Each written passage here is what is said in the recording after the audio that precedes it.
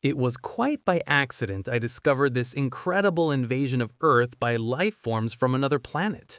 As yet, I haven't done anything about it. I can't think of anything to do. I wrote to the government and they sent back a pamphlet on the repair and maintenance of frame houses. Anyhow, the whole thing is known. I'm not the first to discover it. Maybe it's even under control. I was sitting in my easy chair, idly turning the pages of a paperback book someone had left on the bus, when I came across the reference that first put me on the trail. For a moment, I didn't respond. It took some time for the full import to sink in. After I'd comprehended, it seemed odd I hadn't noticed it right away. The reference was clearly to a non-human species of incredible properties, not indigenous to Earth.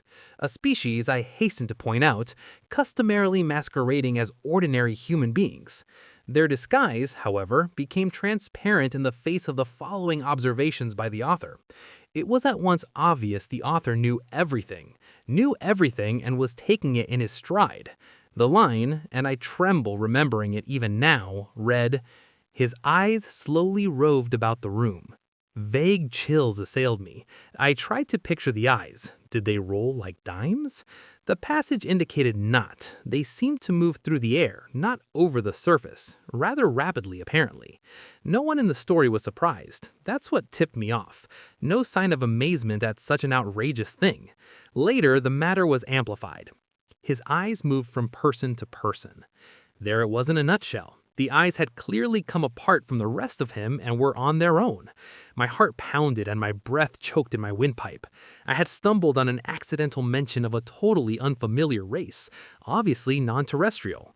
Yet, to the characters in the book, it was perfectly natural, which suggested they belonged to the same species. And the author? A slow suspicion burned in my mind. The author was taking it rather too easily in his stride. Evidently, he felt this was quite a usual thing. He made absolutely no attempt to conceal this knowledge. The story continued. Presently, his eyes fastened on Julia. Julia, being a lady, had at least the breeding to feel indignant. She is described as blushing and knitting her brows angrily. At this, I sighed with relief. They weren't all non-terrestrials. The narrative continues. Slowly, calmly, his eyes examined every inch of her. Great Scott! But here the girl turned and stomped off and the matter ended. I lay back in my chair gasping with horror. My wife and family regarded me in wonder. "What's wrong, dear?" my wife asked. I couldn't tell her. Knowledge like this was too much for the ordinary run-of-the-mill person. I had to keep it to myself.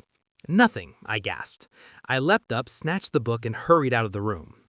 In the garage, I continued reading. There was more. Trembling, I read the next revealing passage. He put his arm around Julia. Presently, she asked him if he would remove his arm. He immediately did so, with a smile. It's not said what was done with the arm after the fellow had removed it. Maybe it was left standing upright in the corner. Maybe it was thrown away. I don't care. In any case, the full meaning was there, staring me right in the face. Here was a race of creatures capable of removing portions of their anatomy at will, eyes, arms, and maybe more, without batting an eyelash. My knowledge of biology came in handy at this point. Obviously, they were simple beings, unicellular, some sort of primitive single-celled things. Beings no more developed than starfish. Starfish can do the same thing, you know. I read on, and came to this incredible revelation, tossed off coolly by the author without the faintest tremor. Outside the movie theater, we split up. Part of us went inside, part over to the cafe for dinner. Binary fission, obviously, splitting in half and forming two entities. Probably each lower half went to the cafe, it being farther, and the upper halves to the movies. I read on, hands shaking. I had really stumbled onto something here.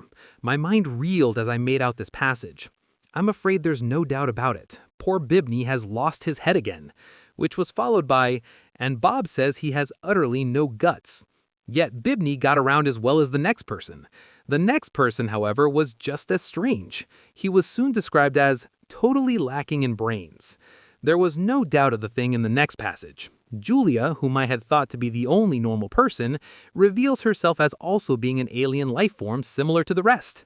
Quite deliberately, Julia had given her heart to the young man. It didn't relate what the final disposition of the organ was, but I didn't really care. It was evident Julia went right on living in her usual manner, like all the others in the book. without a heart, arms, eyes, viscera, dividing up in two when the occasion demanded, without a qualm. Thereupon she gave him her hand. I sickened. The rascal now had her hand as well as her heart. I shuddered to think what he's done with him by this time. He took her arm. Not content to wait, he had to start dismantling her on his own. Flushing crimson, I slammed the book shut and leaped to my feet, but not in time to escape one last reference to those carefree bits of anatomy whose travels had originally thrown me on the track. Her eyes followed him all the way down the road and across the meadow. I rushed from the garage and back inside the warm house, as if the accursed things were following me. My wife and children were playing Monopoly in the kitchen. I joined them and played with frantic fervor, brow feverish, teeth chattering. I had had enough of the thing. I want to hear no more about it. Let them come on. Let them invade Earth. I don't want to get mixed up in it. I have absolutely no stomach for it.